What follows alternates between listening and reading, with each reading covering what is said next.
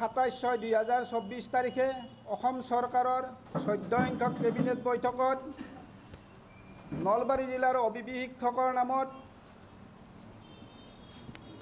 যিটো সিদ্ধান্ত কৰিলে নলবাৰী জিলা অবিবি শিক্ষকৰ হকে সেই সিদ্ধান্তৰ পিছত আমি খুব মৰ্মাহত হৈছোঁ। আমিয়েই নহয় সমগ্ৰ নলবাৰী জিলাৰ বুদ্ধিজীৱীসকলেও ইয়াক লৈ চিন্তিত হৈছে যে যোৱা 2001 চনৰ মাৰ্চ মাহৰ শেষৰ ফালে তেতিয়াৰ অসম গণ পৰিষদ দলৰ চৰকাৰৰ নেতৃত্বত অসম গণ পৰিষদ দলৰ চৰকাৰৰ কাৰ্যকালৰ শেষৰ ফালে সমগ্ৰ অসমত 7,066টা অবিবি আঁচনিৰ অধীনত যি নিযুক্তি প্ৰদান কৰা হৈছিল সেই নিযুক্তি প্ৰদানৰ সেই 7,066টা অবিবি শিক্ষকৰ পদৰ ভিতৰত নলবাৰী জিলাত এমই আৰু এলপি স্কুলত 415টা, এমইত 135টা আৰু এলপিত 280টা শিক্ষক পদ অনুমোদিত শিক্ষক পদৰ বিপৰীতে যি নিযুক্তি প্ৰদান কৰিছিল তাৰ ঠিক 3 মাহ পিছতে পুনৰ চৰকাৰ বদলাৰ পিছত তেতিয়া কংগ্ৰেছ দলৰ চৰকাৰ হোৱাৰ পিছত এক ৰাজনৈতিক ষড়যন্ত্ৰৰ বলি হ'বলৈ আমি লগা হ'ল। আমাৰ বাবে খুব দুৰ্ভাগ্যৰ বিষয় যে আমাৰ সেই সময়ৰ নিযুক্তিকালৰ প্ৰয়োজনীয় সকলো তথ্য থকাৰ পিছতো সেই সময়ৰ সাব ডিভিজনেল এডভাইজাৰী বৰ্ডৰ এপ্ৰুভ লিষ্টৰ আধাৰত নলবাৰী জিলাৰ এছাম অবিবি শিক্ষকে নিযুক্তি পোৱাৰ পিছতো সেই নিযুক্তি পত্ৰসমূহ ৰাজনৈতিক মেৰপাছৰ আবদ্ধ কৰি ৰাখি আমাক যি আমাৰ জীৱনলৈ অন্ধকাৰ নমাই আনিলে তাক লৈ আমি চিন্তিত। আমি ক'ব বিচাৰোঁ কথাটো হ'ল যোৱা 14 সংখ্যক কেবিনেট বৈঠকত আমি এই 24 বছৰে যি আমাৰ ন্যায় প্ৰাপ্যৰ বাবে আমি অপেক্ষাৰত হৈ আছিলোঁ শেহতীয়াভাৱে 14 সংখ্যক কেবিনেট বৈঠকে সেই সকলোবোৰ আমাৰ আশাত চেঁচা পানী ঢলাৰ পিছত আমি আজি সংবাদমেল দিবলৈ বাধ্য হ'লোঁ।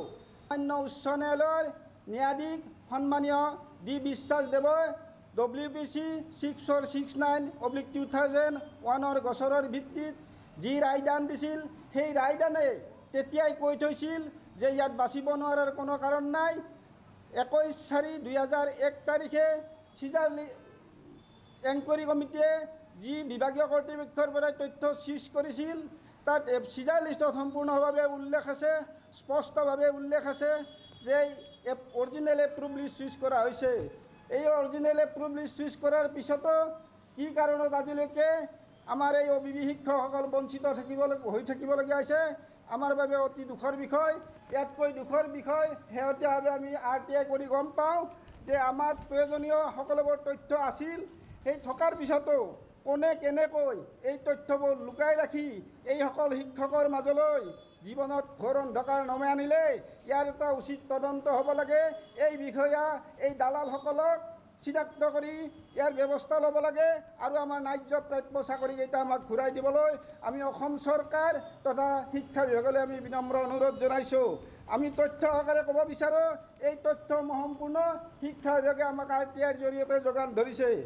এই তথ্য মৰ্মে 18/12/2002 ইংৰাজী তাৰিখে তেখেতৰ লেটাৰ নম্বৰ 15,221 18/12/2001 তাৰিখে জিলা শিক্ষা বিষয়াই সম্পূৰ্ণ মহামান্য ন্যায়ালয়ৰ 4/12/2001 তাৰিখৰ কেছৰ আধাৰত যি তথ্য 105 জন এমই স্কুলৰ অবিবি শিক্ষকৰ বিপৰীতে সম্পূৰ্ণ এপ্ৰুভ লিষ্ট সহিতে বিভাগীয় কৰ্তৃপক্ষলৈ অৰ্থাৎ ডিৰেক্টৰ মহোদয়লৈ প্ৰেৰণ কৰিছিল কেঞ্চেলেশ্যন উইথড্ৰলৰ কাৰণে। তাৰ পিছতো আজিলৈকে এইবোৰ তথ্য অন্ধকাৰত ৰখা হ'ল। ইয়াৰ পিছত পুনৰ আন এখন তথ্যৰে পুনৰ 22/5/2003 তাৰিখে পুনৰ আন এখন অনুৰূপ তথ্যৰে আমাৰ এই শিক্ষকসকলৰ কেঞ্চেলেশ্যন উইথড্ৰলৰ বাবে ডিৰেক্টৰ মহাশয়ৰ জৰিয়তে প্ৰিন্সিপাল ছেক্ৰেটাৰীলৈ প্ৰেৰণ কৰে আৰু ইয়াৰ প্ৰেৰণৰ প্ৰতিলিপি তেতিয়াৰ মাননীয় শিক্ষামন্ত্ৰী মাননীয় শিক্ষা সঞ্চালক DC মহোদয় তথা সেই সময়ৰ এই জিলাখনৰ মন্ত্ৰী বিধায়কসমূহলৈও প্ৰেৰণ কৰিছিল অৰ্থাৎ 2003 চনতেই। ইয়াৰ পিছতো এই তথ্যসমূহ কেনেকৈ তথ্যসমূহ কোনে কেনেকৈ লুকাই ৰাখিছিল এইটো ৰহস্যৰ বিষয়। কাৰণ তেতিয়া জিলাখনৰ মন্ত্ৰী MLA সমূহে ইয়াৰ তথ্যৰ প্ৰতিলিপি পোৱাটো আমাক RTI ইয়াক প্ৰমাণ কৰি দিয়ে। যোৱা 7/3/2005 তাৰিখে চিঠি নম্বৰ 3072 নগেন চন্দ্ৰ বৰদেৱে পেৰাৱাইজ কমেণ্ট প্ৰস্তুত কৰি WBC নম্বৰ 8299/2004 জৰিয়তে পেৰা কমেণ্ট প্ৰস্তুত কৰি এপ্ৰুভ লিষ্টৰে সৈতে এইসকল শিক্ষকৰ ওপৰত থকা কেঞ্চেলেশ্যন উইথড্ৰলৰ কাৰণে পুনৰ ডাইৰেক্টৰ মহোদয়লৈ প্ৰেৰণ কৰে। এই বাৰম্বাৰ এই তথ্যসমূহ প্ৰেৰণ কৰাৰ পিছতো আজিলৈকে বাচিব নোৱাৰাৰ যি অজুহাত তুলি এইখনৰ পিছত সেইখন এনকুৱাৰী কমিটি গঠন কৰি সময়বোৰ নষ্ট কৰি আমাৰ জীৱন ধ্বংস কৰিলে। সেইসকল যিসকল বিষয়া কৰ্মচাৰী এই তথ্যসমূহ অন্ধকাৰত ৰাখি আমাৰ জীৱনলৈ হেতালি খেলিলে, আমি ক'ব বিচাৰোঁ যে ইয়াৰ এটা উচিত তদন্ত হ'বই লাগিব। ইয়াৰ কাৰণে আমি প্ৰয়োজন সপক্ষে আমি মৃত্যুকো ভয় নকৰোঁ, আমি মৰিবলৈ প্ৰস্তুত আছোঁ। কিন্তু কথা হ'ল ইমানবোৰ তথ্য থকাৰ পিছতো শেহতীয়াভাৱে কেনেকৈ আমাক স্বয়ং আঁচনিৰ জৰিয়তে মাননীয় মুখ্যমন্ত্ৰী মহোদয় তথা তেখেতৰ কেবিনেট মন্ত্ৰীবৰ্গই এই সিদ্ধান্তটো ল'লে আমাৰ বাবে দুৰ্ভাগ্যজনক কোনো কথা হ'ব নোৱাৰে ইয়াতকৈ। আৰু ইয়াতকৈ ডাঙৰ কথা হ'ল মাননীয় মুখ্যমন্ত্ৰী মহোদয়ে প্ৰায়ভাগ সময়ে সময়ে বিভিন্ন প্ৰচাৰ মাধ্যমতে কৈছে যে শিৱসাগৰ জিলাৰ নন মেট্ৰিক শিক্ষককো শিক্ষক সজাই তেখেতসকলক ভাত দিছে। আমি মাননীয় মুখ্যমন্ত্ৰী মহোদয়ক আমি শলাগ লৈছোঁ, ধন্যবাদ জনাইছোঁ। যদি নন মেট্ৰিক শিক্ষকসকলক আপুনি ভাতৰ ব্যৱস্থা কৰিছে তেনেহ'লে আপুনি নলবাৰীৰে সন্তান হৈ এজন মুখ্যমন্ত্ৰী হৈ আপুনি কিয় এই আমাৰ বৈধ শিক্ষকসকলৰ ওপৰত ইমান তথ্য থকাৰ পিছতো আমাক এই অন্যায়ৰ ফালে লৈ গুচি গ'ল। আমি মাননীয় মুখ্যমন্ত্ৰী মহোদয় আপোনাক পুনৰ অনুৰোধ জনাওঁ যে আপুনি অন্ততঃ এই কেবিনেটৰ সিদ্ধান্ত আপুনি পুনৰ বিবেচনা কৰক। আপুনি সেই কেবিনেট সিদ্ধান্তৰ পিছত আপুনি নিজেই কৈছে এইসকল শিক্ষকৰ ওপৰত ফৰেনচিক হৈছিল, সেই ফৰেনচিকত 347জন শিক্ষক আপুনি বৈধ হিচাপে পোৱা বুলি প্ৰকাশ কৰিছে।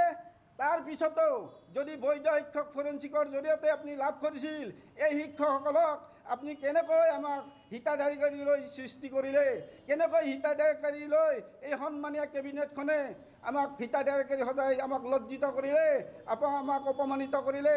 অকল আমাক অপমানিত কৰাই নহয়, নলবাৰীৰ কাৰণে এক সন্মানৰ প্ৰশ্ন আহি পৰিছে।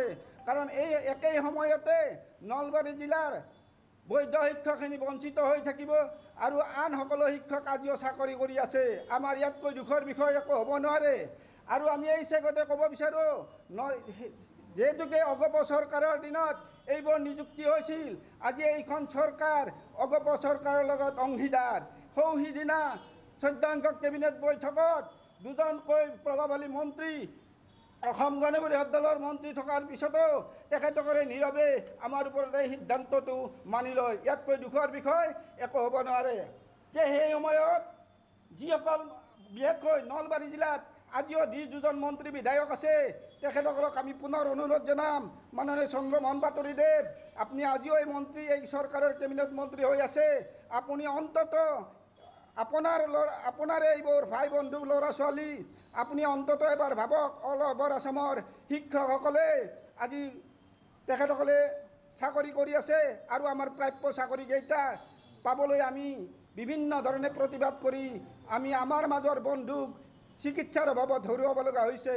আপুনি শেহতীয়াভাৱে হ'লেও অন্ততঃ এবাৰ এই বিষয়টোৰ ওপৰত গুৰুত্ব দিয়ক আৰু চৰকাৰৰ লগত আলোচনা কৰি আমাৰ প্ৰাপ্য চাকৰি ঘূৰাই দিয়ক। আৰু আমি আন এটা কথা ক'ব বিচাৰিছোঁ যে মাননীয় মন্ত্ৰী মহোদয় 1991 চনৰ পৰা 2001 চনৰ ভিতৰত ইৰেগুলাৰ হৈ থকা শিক্ষকখিনিক যি নিযুক্তি প্ৰদান কৰিছিল, ৰিএডজাষ্টমেণ্ট, ৰিএপইণ্টমেণ্ট আৰু টিউটৰ হিচাপে, তাৰ ভিতৰত নলবাৰী জিলাতো 149জন শিক্ষক নিযুক্তি দিছিল। আমি সেই ক্ষেত্ৰত আমি মাননীয় মন্ত্ৰী মহোদয় তথা চৰকাৰক ধন্যবাদ জনাম যে আপুনি যিকোনো প্ৰকাৰে সেইসকলৰ সমস্যা সমাধান কৰিলে। কিন্তু আমি দুখৰ বিষয়, ইয়াৰ জৰিয়তে RTI কৰি গম পাওঁ যে এই 149জন শিক্ষকৰ ভিতৰত সম্পূৰ্ণ ভুৱা শিক্ষক কেইজনমান আমি RTIৰ জৰিয়তে পাবলৈ সক্ষম হৈছোঁ। কেনেকৈ এই ভুৱা শিক্ষকসকল আপোনাৰ কাৰ্যকালত সোমাল, কেনেকৈ এই ভুৱা শিক্ষকসকলক আপুনি আপোনাৰ কেবিনেটে শিক্ষকলৈ পৰিৱৰ্তন কৰিলে আৰু আমাক এই বৈধ শিক্ষকক আপুনি কোনো ধৰণৰ সদিচ্ছা প্ৰকাশ কৰা নাই, এইটো আমাৰ বাবে অতি দুখৰ বিষয়। আৰু ক'ব বিচাৰোঁ যে এই ক্ষেত্ৰত 2005লৈকে 99 চনৰ পৰা 2005লৈকে এই অবৈধ শিক্ষকসকলে যোনকেইজন শিক্ষকৰ 7জন শিক্ষকৰ মই RTI কৰিছিলোঁ 2005 আৰু 6লৈকে দৰমহা লৈছে। আনকি তাৰ 3জন শিক্ষকে পুনৰ RTIৰ জৰিয়তে মোক প্ৰকাশ কৰিছে যে তেখেতসকলে 99 চনত নিযুক্তি পোৱা নাছিল, 2021 চনতহে নিযুক্তি পাইছিল। যদি 2021 চনত নিযুক্তি পাইছিল, ইয়াৰ এটা উচিত তদন্ত আহ্বান কৰিছোঁ, ইয়াৰ পৰা ইয়াত এটা উচিত তদন্ত বিচাৰিছোঁ আজি সংবাদমেলৰ জৰিয়তে। এই টকাসমূহ কোন বিষয়াই কাৰ হাতলৈ গ'ল, কোন ইয়াত জড়িত আছে, কোন প্ৰভাৱশালী নেতা ইয়াত জড়িত আছে, এই সকলোৰ স্পষ্ট হ'ব লাগে। এইটোৱে আমাৰ আহ্বান। আমি আৰু শেষ সদৌকত মাননীয় মুখ্যমন্ত্ৰী মহোদয় তথা কেবিনেট মন্ত্ৰীবৰ্গক অনুৰোধ জনাম যে আপোনালোকে যি আমাৰ নলবাৰীক অন্যায়ৰ সিদ্ধান্ত ল'লে, সেই সিদ্ধান্তৰ ক্ষেত্ৰত পুনৰ এবাৰ বিবেচনা কৰক। আমাৰ এই কাতৰ অনুৰোধ, অন্যথাই আমি মৰিবলৈ প্ৰস্তুত থাকিম। আৰু ইয়াৰ পৰাই যদি কিবা পৰিস্থিতিকৰ সৃষ্টি হয়, তাৰ বাবে সম্পূৰ্ণ অসম চৰকাৰ আৰু শিক্ষা বিভাগ দায়ী থাকিব লাগিব। ধন্যবাদ।